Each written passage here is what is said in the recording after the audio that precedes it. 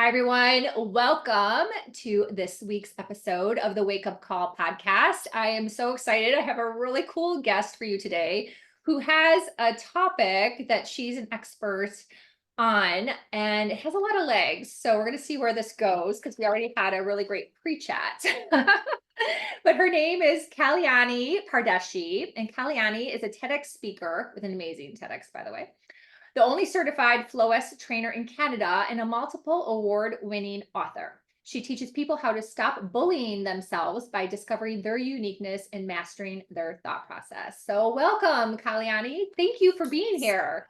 Thank you for having me. I really appreciate it. Yes. So I want you to just kick off and share a little bit of your story and how this kind of became a wake-up call for you, which is now really what you speak and help others with. Well, thank you for the opportunity. You know, it's very interesting. Growing up, we take a lot from our family members because they're family, right? And, unfortunately, there are family members known to say, we're family. You have to take it, right? Like, what are you going to do? Abandon us, right? So, I grew up as a black sheep of the family. I wasn't smart, and that's really hard to believe because Asians are generally smart, and I just did not fall in that category. And I was a fussy kid. I had very strong opinions and strong um, desires. It's like, don't tell me what to do. I'm going to do what I want to do. And you know, for family was like, this needs to be curbed, this needs to be controlled. And part of it was teasing me, making fun of me, and all of that stuff. And unfortunately, I responded to it by trying to be better. So it was just a way to stop the teasing. It's like, okay, if you're going to call me dumb, I'm just going to work harder. I'm not smart, but I'll just work harder. So I started pursuing overachievement. I went to believing that if anyone said to me I couldn't do it, I was going to prove them wrong. And while I got a lot of energy from doing all this stuff, once I achieved what I went out to achieve, I felt 10 times worse. I did not feel like I actually achieved anything. I was burning myself out. And that's why I talk about how you need to be able to determine, if you're an overachiever, are you doing it to um facilitate the purpose and progress of others, or are you doing it to cover low self-esteem? Because if you're trying to mask low self-esteem, you're just going to burn yourself out. You're not going to be satisfied. So for me, it was just literally, I got to this point of just overachieving to the point that I just burnt out. I absolutely burned out. I mean, from the outside, anyone looking in would have said to me, oh my gosh, you're so successful. Like, I had the Midas touch. Whatever I touched was just successful, and yeah, no one saw the inside, and the inside was totally burnt out.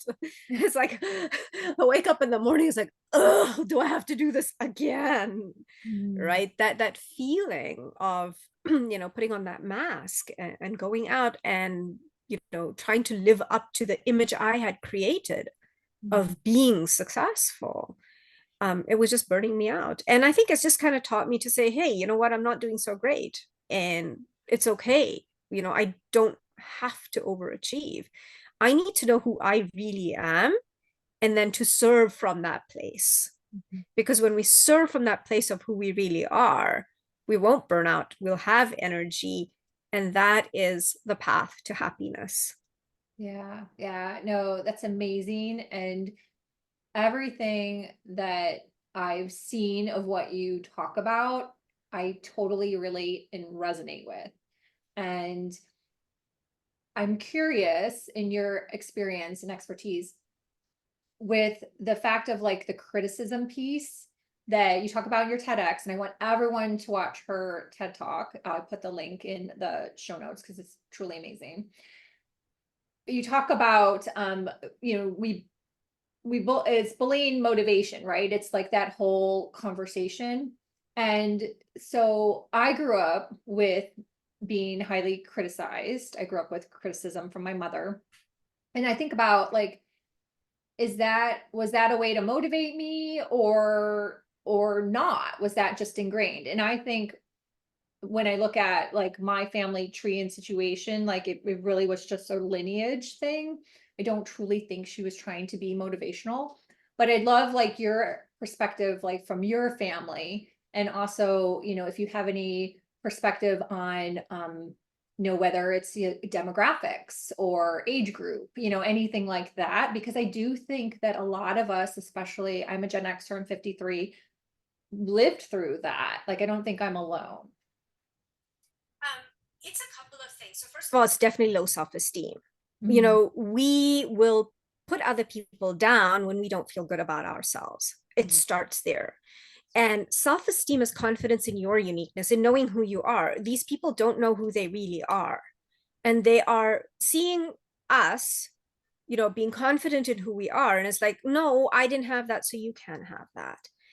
And the other leg of it is unrepaired guilt. So one of the things I have a new book coming out, fingers crossed it'll be published this summer, and I talk about it, is guilt, pain, fear. So what happens is when we have unrepaired guilt, it leads to pain, and pain leads to fear. And then you're operating from that place of fear. And I'm talking about irrational fears. So I'll give you an example. When I started my journey, 6 years ago, I was really this big, I'm an anti-bullying advocate. I'm an anti-bullying advocate, but I was allowing myself to be bullied by family members because of this irrational fear that if I didn't allow it, I would be abandoned. And you have to see, are you pursuing growth or comfort? When we're pursuing comfort, we allow contradictions like these to exist in our lives. So I always say, and it's in my book, where do you have contradictions in your life? What is something that you are pro, whatever it is, and you won't stand for it, if it's being done to other people, but you're willing to tolerate it, you Oh. know? Mhm. So I like to say, so another very good example is, I do not like criticism at all. Okay, I don't like it. But what I was doing, and this was a contradiction, is I was criticizing those who were criticizing me behind their back. Mhm. So it made me no different from them, Yeah. I see. right? So we got to look for these contradictions, because that is where we are allowing fear to take over. So going back to your original question is, these people grew up, our parents grew up in a time where, bullying builds character. That's what I was told by my teachers in school, by my parents as well. It's like, oh, well, if I wasn't bullied, I wouldn't be as tough as I am today. So what is it? They're trying to toughen you up for the world, so you're not so sensitive, and you're not easily hurt. But the thing is, the world has shifted to, it's okay to share your emotions, as long as you're not vomiting them on other people and you're not hurting them. Share your pain, and it's okay to have pain. Does that answer your question? Yeah, yeah, no, and it is very true when you say that, because I think I've tucked away my experience with my mother because I am at total peace with the separation and have been. Like, I got very clear and did all those things before I separated. So I was a very mature separation, which I think is really important. And anywho, so I don't really think about it. And believe it or not, like, it was just Mother's Day on Sunday. I just gave her love, and I don't think about it at all. So when you said that, um, I always did feel that there was like, I don't like to use this word, but it's just coming up, like an envy, right? Like an envy, like, so that's where the criticism always was, right? And I was like, oh my God, like, stop. Like, I'm your daughter. You should be happy and proud of me. And I look like you, for God's sakes. Like, it's just so many things. And it just never was. It was always like, criticism for different, and that's just one element. I would never, like, not speak to someone for like that only. That was just like an element of the relationship. But yeah, it just resonated when I heard that, because I was like, yeah, I never felt motivated by the criticism, which is a form of bullying. Yeah. It is absolutely a form of bullying. One of the things, and it's still the anti-bullying piece that I still teach, is that when people criticize you, you can handle it in one of a few ways. Number one, whatever they say, just say, I'm sorry you feel that way. Mm-hmm. You know, and if they say, why are you apologizing? Your answer there would be, I'm not apologizing, I'm sharing. Mm-hmm. Now, can I ask you this? Because I've Yes. actually had experience with that statement before. If you Google that statement, it actually comes up that's gaslighting from like Harvard University. However, I'll be a contrarian because I am. I don't believe in gaslighting because you accept the emotional state that you're in, right? Exactly. So that's very interesting that you have that as a tip, you know, because I've used it before but not for a long time. And someone used it on me a couple years ago for something she screwed up and did that was not kind. And that's how she just dealt it with me. Like, I'm sorry you feel that way. And I was like, no, you actually like, in my opinion, should apologize, but whatever. So I've podcasted about this topic. Actually, I think I did a YouTube video, but yeah, so it's interesting. What's your take on that, on gaslighting? So here's the thing is when you're dealing with a narcissist and someone who's constantly criticizing, the goal is not to give energy to that, whatever statements they're making. So when we say something as neutral as, I'm sorry you feel that way, they literally cannot respond that way. Because you feel bad that this person, they're sharing their feelings. Well, you know, I'm sorry you feel that way. Because ultimately, and this is how I see it, if someone said that, I'm sorry you feel that way, what I'm hearing in that is it's not their responsibility to make me feel better. It's my responsibility to take that backward step and say, okay, what did I do to make this person say the statement to me? Like, what did I do? So if someone did something wrong and they said that to me and I want them to apologize, I would ask them, so you think, you know, you didn't do anything wrong in this? Because you're asking them a question, you're not accusing them. Right. And then it's up to them to answer the question. And it's a yes or no question. So it's a closed-ended question. And so you think you didn't do anything wrong. And if they start rationalizing, bring it back. It's a yes or no question. Yeah. And a lot of my teaching, and it's in my book, it's conscious versus unconscious brain, is the goal is to get them to state it out loud. And when they state it out loud, their unconscious brain, where all their energy comes from, becomes aware. So if they state, I didn't do anything wrong, their unconscious brain is saying, okay, so somebody else can do this to me and it's not wrong.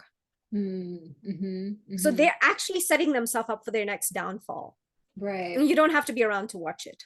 I love that. So good. That's a quotable, girl. I love that.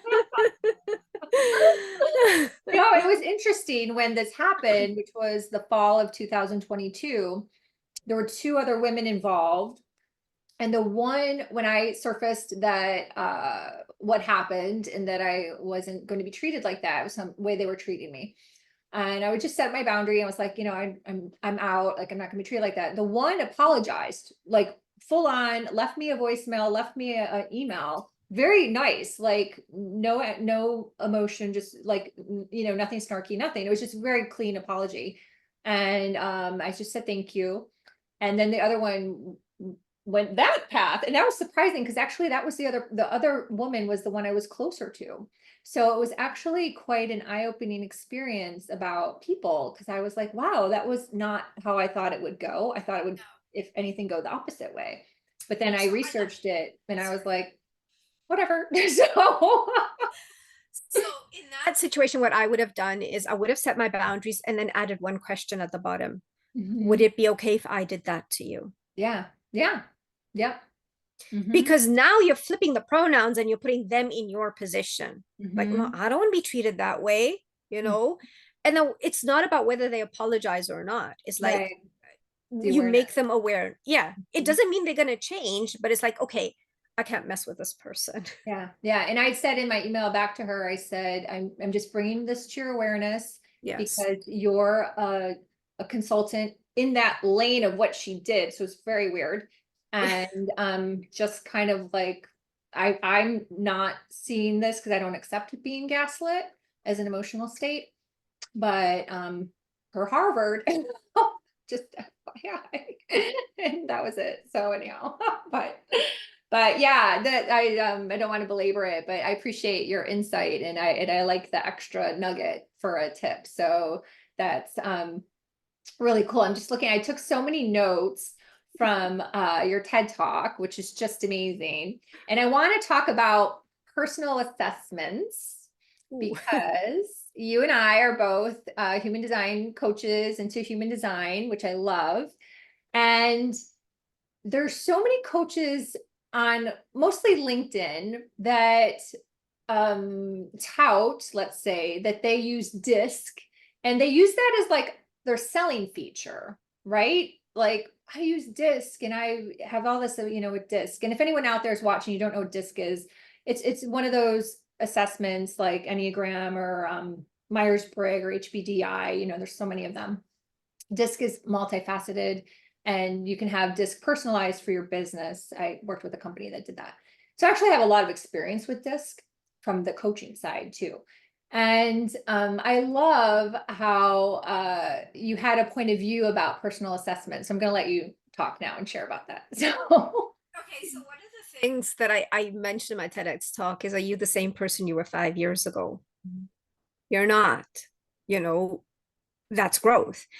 Personality test, the Myers-Briggs one, puts me as an introvert, and that made zero sense to me because it did not explain why I was comfortable in certain situations and told with random strangers, and I wasn't in others. And it's, it's a setup for my next TEDx talk. Whenever it happens, is where I'm going to be talking about uniqueness. And uniqueness is your intention and your behavior, which is always going to remain consistent regardless of context. And it's positive behavior that you use to fulfill your intention. So I am compassion server. What that means is I bear the pain for other people to grow. And the the downside of it is I'm capable of enabling, and I have enabled in the past in my life, but now I'm more aware of, okay, this is a justified pain that this person has to go through so that they can grow. So one of the most wonderful examples I share of my uniqueness is once I came off stage from the TEDx for 7 hours, people came up to me, they were hugging me, they were crying, they were sharing their stories, random people that I did not know. And I was bearing their pain, and I was not uncomfortable at all. With compassion servers, what happens is what makes them feel awkward is when you don't share your feelings with them. So if I am in a social situation where people are bragging about their latest ventures and how much money they made and, drinking Mai Tais on the beach, I feel disconnected. But if you are talking about things like your experiences and I'm sharing my experiences about growth, about life, about learning, about guilt, about everything, all those things that matter, it's like I can have so much energy and I can connect with people. Like I can walk into a room and talk about these things that nobody wants to talk about. And that's what I've been told. I've been told that, these are conversations people should be having at the dinner table, but nobody has the guts to do it. Only you do. And it's true. It's because I'm not afraid. I'm not afraid of being judged. It's like, if someone judges me, ultimately they're showing me where their thought process is at. Right.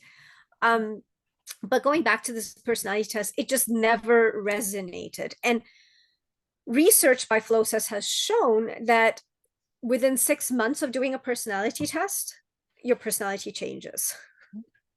So for me, it could be faster. Like I can believe it could be like the next second. Like exactly. So John Lenhart, who's the founder and CEO of Flowcess, he worked at one point in time at 4 different companies, and he had to do 4 different personality tests, and he got a different result every single time. So I hear you, because I know I connected with someone on LinkedIn when I tried to share and explain uniqueness to them. They totally rejected the idea because they use personality tests in all their training and everything. And I do not accept that I'm an introvert. I refuse to accept that. Yeah. Would you consider yourself an ambivert? Because I'm an ambivert. Nope. Not Okay. even. No. Just curious. I'm not going to categorize myself in Okay, any no, that's way. fine. Like, just in terms of like the people watching, because a lot of people have never heard of ambivert, so then they're Maybe. like confused because they're like, Yes. well, I'm not an introvert, but I get tired, you know. So when I learned about being an ambivert, it at least resonated with me in terms of like my energy system, and that I like to be by myself, but I like people too, and I can, you know, go back and See, forth.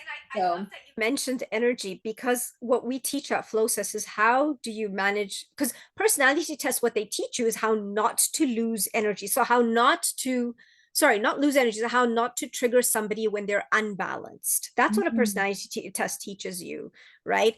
What we teach at Flowcess is how do you gain energy regardless of contacts. So Mhm. knowing my uniqueness, if I have to step into a situation where I know I can lose energy, I'm able to shift the gears in my brain and be able to be in that situation and not lose energy. I may not gain energy, but I will not lose energy. And I won't trigger the other person either. Yeah, yeah. So Now, it's a fun little game. yeah, no, I love all that. I mean, that's my jam. So totally. So how do you manage if you know someone's an energy vampire? Like, what's your thoughts on that? Okay, so what I do, I step into my sidekick, John Lenhart, and he's Uh-huh. administrator teacher. So he's able to step into conflict and be able to manage that situation by asking the right questions, Mhm. sharing on himself, and that other person has no, like, literally no choice but to stop, right? Mhm. Stop that whole thing. It's very interesting you mentioned energy vampires, because um it took me a while, because sometimes I take a while to understand certain things, but I had such a friend, right? And what I ended up doing is I finally stepped into my sidekick as John Lenhart, and I asked this person questions, and I made them aware of their contradictions. And Mhm. initially they accepted it. But then what happened is, because their unconscious brain judged them for having contradictions, they projected that onto me and ended the friendship. But Mhm. that's okay. It's like, okay, fine. I wish you well. And I forgive you for not hearing the truth from me. Right. Right. Yeah. There's like no bitterness there at all. Yeah, yeah. And I just I can see it in people so quickly now. I just move on. I got shit to do. So Yeah, I'll just move on. exactly. And I did a YouTube video about energy vampires, so I'll put the link in the show notes if anyone wants to learn more. And I give a couple examples. But because a lot of people don't understand. And to your point, like a lot of people, and this is what I say in my video very clearly, because there is a lot of confusion and a lot of narratives online and TikTok and blah, blah, blah, that it's not a conscious thing that people really understand what they're doing. However, I do believe, because I've met some of these people, that some people do understand how to manipulate energy. So, but in general, most people don't. So, so it's not a conscious thing that they realize what they're doing. So anyhow, but yeah, it's fascinating. I love all that. So so So yeah, so I well, you just and I wanted could probably talk forever. Go on. Go on. exactly. I just wanted to, what I usually do with for me, my experience with energy vampires is they complain a lot, right? Yes. That's been my, so Mhm. I put them through three questions. Number one, what's your plan to, do you have a plan to fix this? Mhm. So Good it's a stuff. yes or no question. Sorry. Do you have a plan to fix this? Number two, what's your plan? Mm. Right? And number three, I have a plan. Do you want to hear it or not? Mm. So then if they say no to everything, finish off with saying, now you can't complain about it. Mhm. Now, Yeah. because you've been given options, you can't complain about this now. Mhm. Yeah. That's when they kind of the brain scramble like, but and that's what we want, right? And the reason I mention this is because sometimes we do have energy vampires that um we can't get away from. It's people we work with, right? What are we going to do? Quit our job and go somewhere else? I mean, the one thing I have learned in my life is when we run away from problems, our problems will come and find us, because we are meant to learn from these problems. We're meant to grow. And that's been my experience, is like, okay, how do I deal with this in a healthy way What tools can I develop? And then then the problem dissolves itself. Yeah. Yeah. And I've been there. I feel like when I was in the corporate world, I did a lot of that. And unfortunately, my experience is people then view you as combative or whatever. And then they take that narrative and they go this whole other way. So my personal experience and advice is if you can just cut ties, like cut ties. And the people that I've come across that are energy vampires are people that I they're not, my sister or my best friends. Like they're just not, because I don't draw those people anyways into my field. So if I come across them, they're peripheral people that maybe I met in a networking group or at it's mostly like different networking things, let's say, that you meet and you're excited to meet them and you start to kind of start a relationship, and then you can see that what they're doing, and then you can go, okay, like now, and you just move, right? So I don't want to use my energy to then continue to fuel like a relationship that I know is not going to go anywhere. That's their journey, and I'm solid with that. So Absolutely. So if you have the opportunity to cut ties, and you can definitely yes, do that. But if you feel you have no choice, right. If you're in that it's your coworker next to you or something, exactly, you're like, exactly. And then ultimately, like if they think you're combative and all of that stuff, I have one question. Is it really good for your mental health to care about what other people think of you?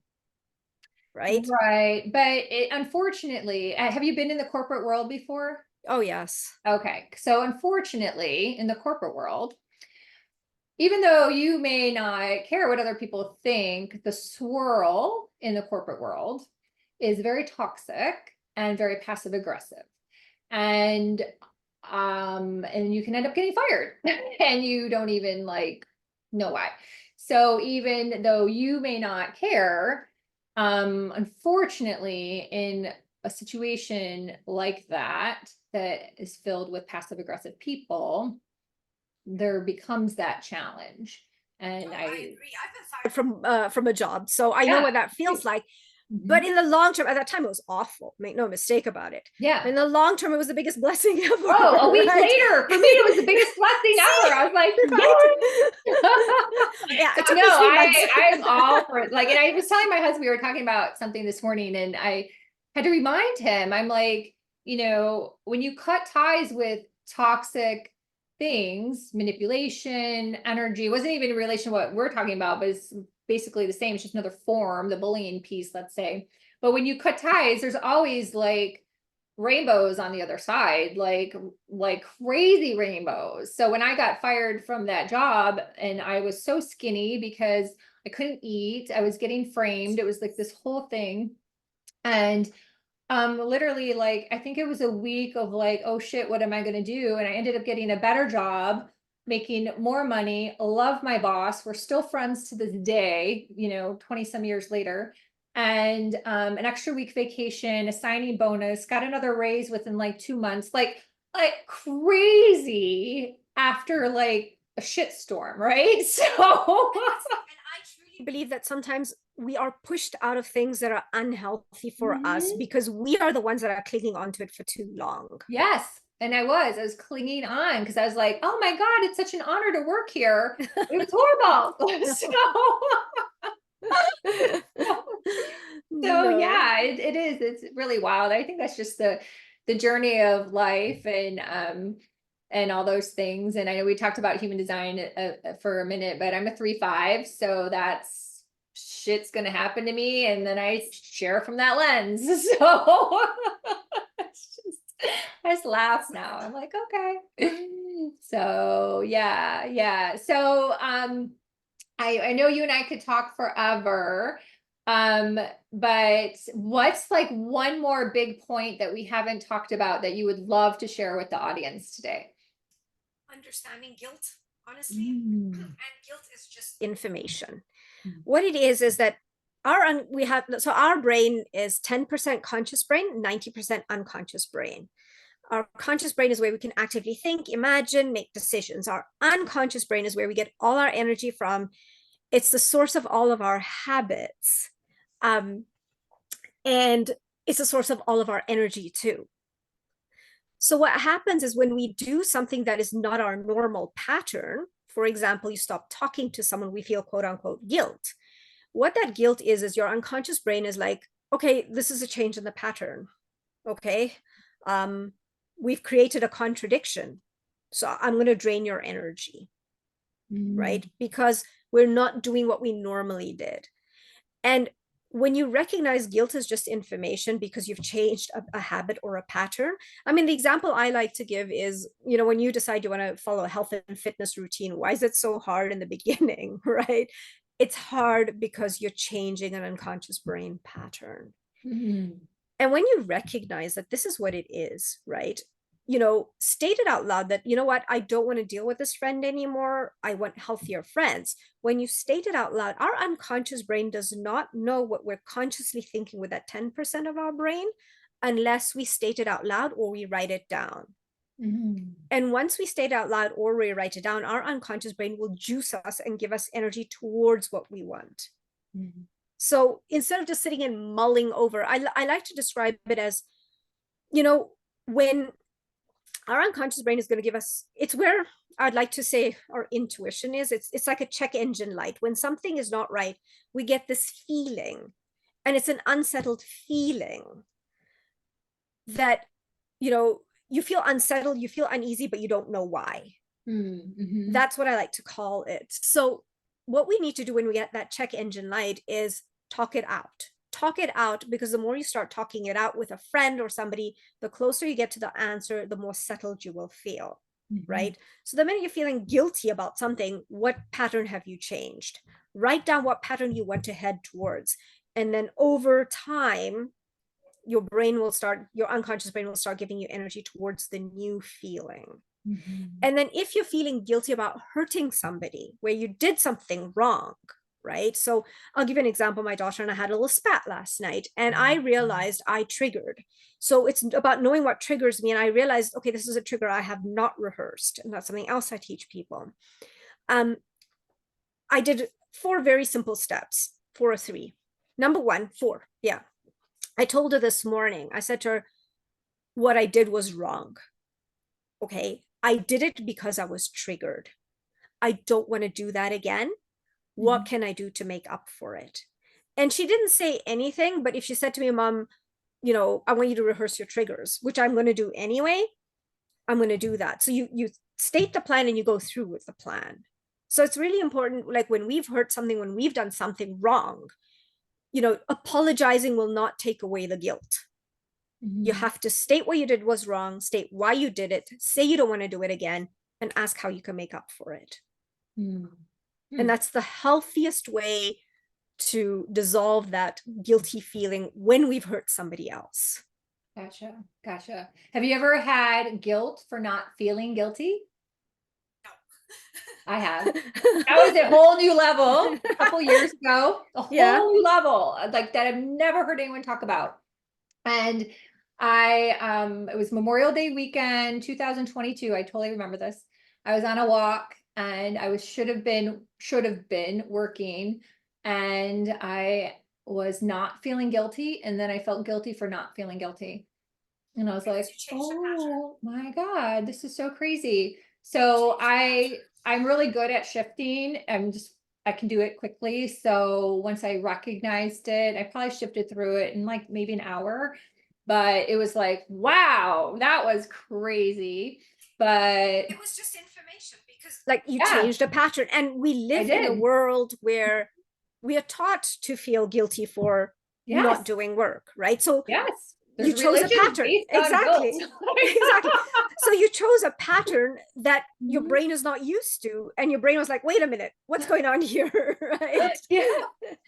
Yeah, it was crazy. And what you were saying too about like your body, I've had many instances in my life where I use anxiety as a tool to know that I'm not doing the right thing. So, and I have like so much evidence on that over the years. So it's true. It's the really like understanding that feeling and going, okay, let me look at this, because it's just guiding me, to change direction or whatever. So Yeah, but yeah, I know that's a valuable tip for somebody that everyone gets triggered, right? It's just part of it. So That's the thing. And it's very interesting to talk about triggers is like, this was a trigger I didn't recognize I had. So what I teach people is rehearse your triggers. And what I mean by that is know what triggers you. Mhm, And when I say rehearse it, is what's your alternate response? Are you going to walk away? Are you going to ask a question? Are you going to ask for help? Or are you going to say, I forgive you? mhm, Those are your four options. Then practice it in front of the mirror. You have to imagine yourself in that situation that triggers you, and then practice what you're going to do. And it's worked exceptionally well for me because I have had situations that trigger me. I talk about this in many other interviews where it was a road rage incident and I was cornered. And I had not rehearsed this, but I knew what to do. This mhm, big burly guy gets out of his car and he comes over. I got my daughter was 15 at the time in the car with me. I was already stressed out because she'd had a bad day at school, asked me to pick her up. And this guy just started swearing at me left, right, and center. Right. And I was in a school zone, so I couldn't overtake and go past him. And I just remember taking a deep breath and saying to him, I forgive you. mhm. I just stayed calm, and he just kept ranting away, and going on and on. And I just said, yeah, I forgive you. Right. He lost all energy from the argument. He turned around and he just walked away. Mhm. Yeah, Like oh my literally. God. Yep. And that's what I mean is like, don't match that energy. Right. Mhm. So, like I know my triggers are if someone makes me feel dumb or stupid or disrespectful. So what do? I'll ask a question like, did Mhm. you mean to be that way? Did you mean it that way? What was your intention in saying it that way? Because I want to Yeah. understand your intention. What I'm seeing is behavior, but what's the intention? Yeah. Now this is interesting because in our old house, there was a woman who lived across the street down. And at the time we had 3 dogs, now we have 2, and they're cute little Shih Tzus, right? And I'm very good at picking up their poop. I'm amazing. Like I watch them, and she just drove her crazy that my dogs would pee on her pee rock, like her rock. And so she'd scream at me from her truck when she drove by. And so one day I was like, you know what? I'm just going to send her love and light. And next time she yells at me, I'm just going to say, I'm sending you love and light. And I'll probably freak the shit out of her. Right. And you know what? It never had to happen because I had put that energy field out there and she never ever did it again.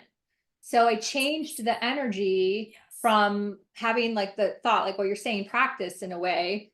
And she never bothered me again. Never ever yelled at me after all those years. Did she have dogs? She had dogs in the back in her backyard in a fence. So it was always so strange to me. I'm like, why are you so inhumane? They're just little dogs. We don't have a fenced in yard. Like I have to walk them. And she And has a pea rock. it's just pea rock is like rock here in the Yeah. Keys. It's very common. Yeah, just little rocks for driveway. It's just the Okay. driveway. It's made of that instead of cement, like in Okay. most places in the world. So yeah, but yeah, I just like changed it. I was like, you know what, next time I see her, instead of like getting annoyed that she's yelling at me about my dogs, I'm just gonna like put my hand on my heart and send her love and light. And it never had to happen because she never said boo to me again. And they certainly Exactly. peed on her driveway again. So because I was like, I'm not gonna be afraid of you. So they're gonna pee wherever they want. They're dogs. Stop. Exactly. But it's so interesting you say that about that never happening again because I remember doing a 6-week presentation with one of the organizations, and the first four weeks I had a narcissist in my group. Mhm. And what she would do is she would undermine everything I taught and then play the victim in front of everyone. So then I was preparing mentally for the 5th week on how I was going to handle the situation. I was rehearsing things that I was going to say. And I practiced for a full week.